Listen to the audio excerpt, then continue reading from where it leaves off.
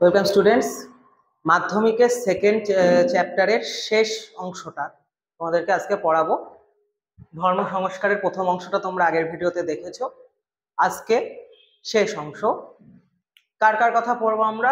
রামকৃষ্ণদেব, স্বামী বিবেকানন্দ, লালন ফকির, বিজয় কৃষ্ণ গোস্বামী। তো এই ধর্ম সংস্কারটা তারা কিভাবে করেছিলেন? আমরা ব্রাহ্ম ধর্মটা দেখেছি যে তারা হিন্দু ধর্মের সমস্যাগুলোকে তুলে ধরতে ধরতে নিজেরা সম্পূর্ণ আলাদা একটা ধর্মে চলে গেলেন। কিন্তু হিন্দু ধর্মের সংস্কারটা কারা করলেন?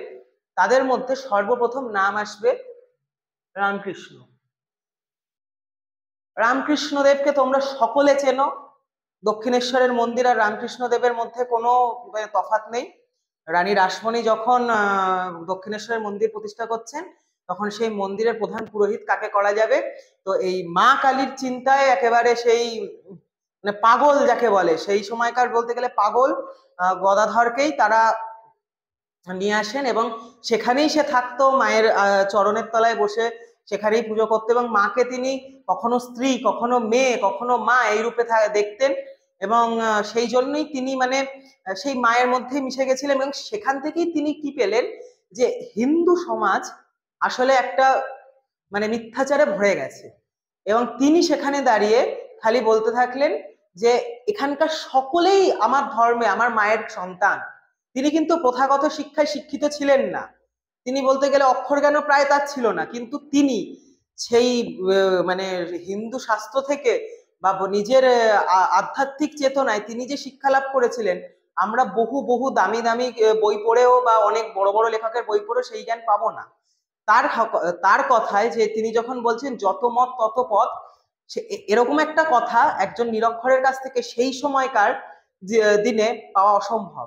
এবং শুধু তাই নয়, তার হাত ধরেই সমাজের সমস্ত শ্রেণীতে এই যে হিন্দুদের মানে পূজা আর্চার যে নিয়ম কানুন, এবং তিনি সকলের কাছে গ্রহণযোগ্য হয়ে ওঠেন। তিনি সব রকম মানে তিনি সব জায়গায় যেতেন, সব জায়গায় গিয়ে মায়ের নাম করতেন। তিনি মুসলিম দেখলেও বলতেন যে তোমার ধর্ম ভালো, আমি আমার ধর্মে আমি মাকে পেয়েছি।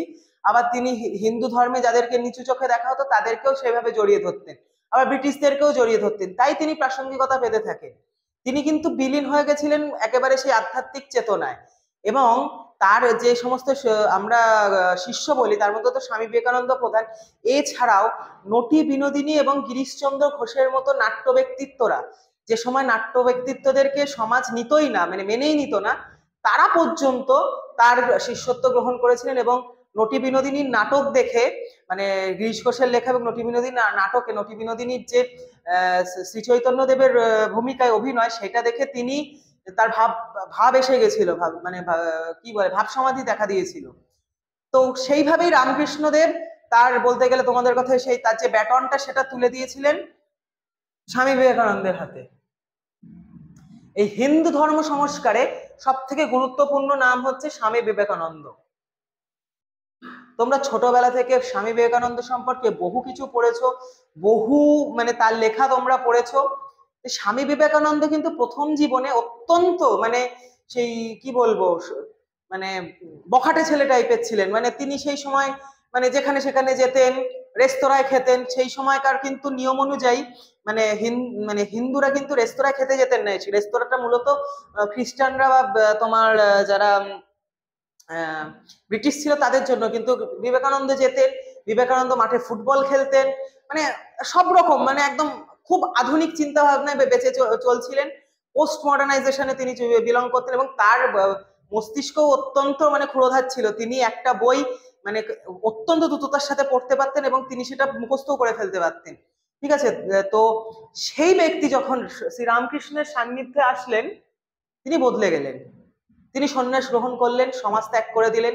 যদিও সেই সমাজ ত্যাগ করার পেছনে তার ফ্যামিলিরও কিছু সমস্যা সেই সময় দেখা দিচ্ছিল, সেগুলো উঠেছিল, কিন্তু রামকৃষ্ণ চিন্তা ভাবনায় তিনি নিজেকে নিয়োজিত করলেন এবং তিনি হিন্দু ধর্মকে আরো এগিয়ে দিলেন। তার প্রথাগত শিক্ষা কিন্তু অনেক বেশি ছিল, তো সেই প্রথাগত শিক্ষা এবং হিন্দু শাস্ত্রকে তিনি যখন জানছেন, তিনি সেখান থেকে একটা নতুন দিশা খুঁজে পাচ্ছেন। কি সেটা? নব্য বেদান্ত।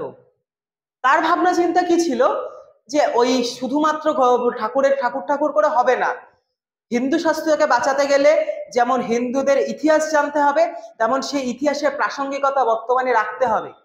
সেইটার মাধ্যমেই তিনি এই নব্য বেদান্ত তৈরি করলেন। তার মধ্যে অত্যন্ত গুরুত্বপূর্ণ একটা কথা হচ্ছে, তিনি বলেছিলেন যে গীতা পাঠ অপেক্ষা ফুটবল খেলা ভালো। কেন বলছেন? যে শুধু গীতা পাঠ করলে হবে না, ফুটবলটাও খেলতে হবে, তার মাধ্যমে আমাদের শরীর চর্চা হবে, আমাদের সমাজ এগোবে।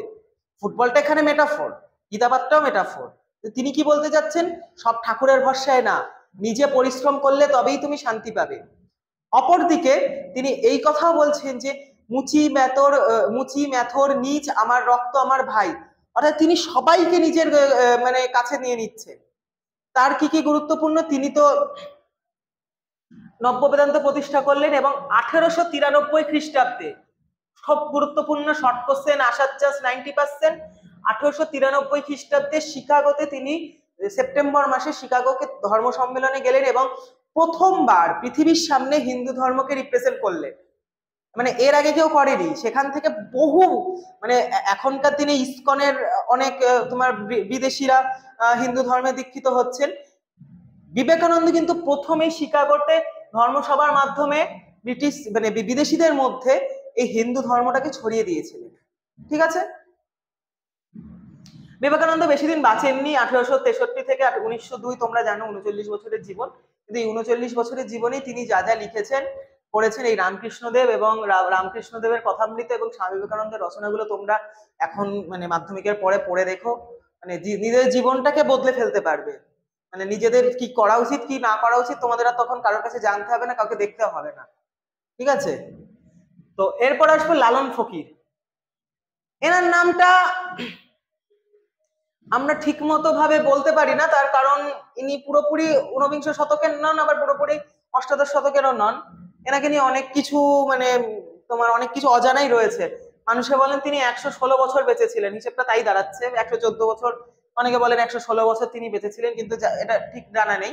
তার কারণ লালন ফকিরের জন্ম মনে করা হতো বাংলাদেশের কোথাও একটায়, কোন একটা হিন্দু পরিবারে, এবং তিনি প্রতিপালিত হয়েছিলেন মুসলিম পরিবারে।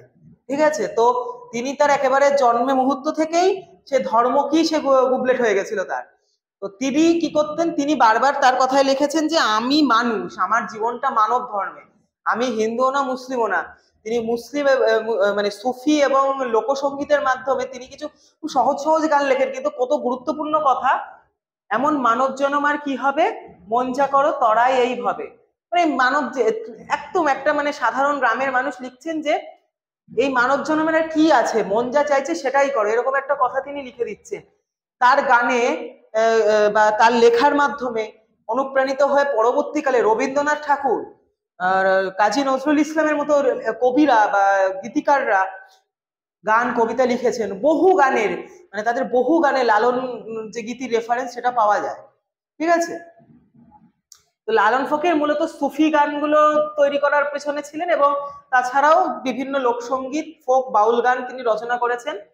তো তার প্রধান মানে মূল নাম কি ছিল সেটাও কেউ জানে না। তিনি বলতেন যে আমি হিন্দুর ঘরে জন্মেছি, মুসলিম ঘরে খেয়েছি, আমার কোনো জাত নেই। তো তিনি এটাও বলেছে যে জাত গেল বলে একই আজব কারখানা, এরকম কথা তিনি সেই সময় দাঁড়িয়ে বলছেন অষ্টাদশ আর ঊনবিংশ শতকে। ঠিক আছে, তো এই গেল তোমার ধর্ম সংস্কারের একটা দিক। তারপরে আসবো বিজয় কৃষ্ণ গোস্বামী। নদিয়া জেলায় জন্ম বিজয় কৃষ্ণ গোস্বামী। বিজয় কৃষ্ণ গোস্বামী কিন্তু অত্যন্ত মানে প্রথম দিকে তিনি শ্রীকৃষ্ণদের আরাধনা করতেন বা বৈষ্ণব ধর্মে দীক্ষিত ছিলেন। তিনি ঠাকুর পরিবারের যে ব্রাহ্ম সমাজ ছিল তার থেকে অনুপ্রাণিত হয়ে তিনি ব্রাহ্মণ হন। কিন্তু ব্রাহ্ম সমাজের যে এই যে আমি আগের ভিডিওতে বলেছি যে ব্রাহ্ম সমাজের যে এত ঝামেলা, এত দ্বন্দ্ব, এত অন্তর্কলহেতে তিনি ব্যথিত হন এবং 1880 পরপরই 1884-85 সালে তিনি এই ব্রাহ্ম সমাজটা ত্যাগ করে আবার পুরনো ভাবে হিন্দু ধর্মের প্রতি ঝুঁকে পড়েন এবং তিনি ভক্তিবাদে বিশ্বাসী হতে থাকেন। তিনি 1886 থেকে 88 খ্রিস্টাব্দের মধ্যে ঢাকায় গন্ডারিয়া বলে একটা আশ্রম তৈরি করেন। ঠিক আছে, এই আশ্রম তৈরির মাধ্যমে তিনি মানুষের মধ্যে ভক্তিবাদটাকে তৈরি করলেন, যে ভক্তি, ঈশ্বরকে ভক্তি করার মাধ্যমে যে সংস্কার হয়, জীবনের উন্নতি হয়, সেটা তিনি তৈরি করলেন। তো এইভাবেই এই বিজয় কৃষ্ণ গোস্বামী ভক্তিবাদের কাণ্ডারি। তার এই ভক্তিবাদের অংশ কারা কারা ছিলেন? অশ্বিনী কুমার দত্ত এবং আরো ইম্পর্টেন্ট নাম বলতে বিপিন চন্দ্র পাল। এই নামগুলো মনে রাখবে তোমরা, যে যা বই পড়ো তাতে আরো কিছু নাম আছে। তো এইভাবে ধর্ম সংস্কারটা কমপ্লিট হলো। এইবার আমরা শেষ করব। তো শেষ করার আগে একটা বিষয় হচ্ছে যে এই পুরো চ্যাপ্টারটায় তোমরা যে কথাগুলো বলেছো, মানে আমি এতক্ষণ ধরে কথাগুলো বললাম, তো আমি কিন্তু বারবার বলে এসেছি যে রেনেসার সাথে এই ধর্ম সংস্কারের অনেক মিল আছে, কিন্তু অমিলটাও অনেক আছে।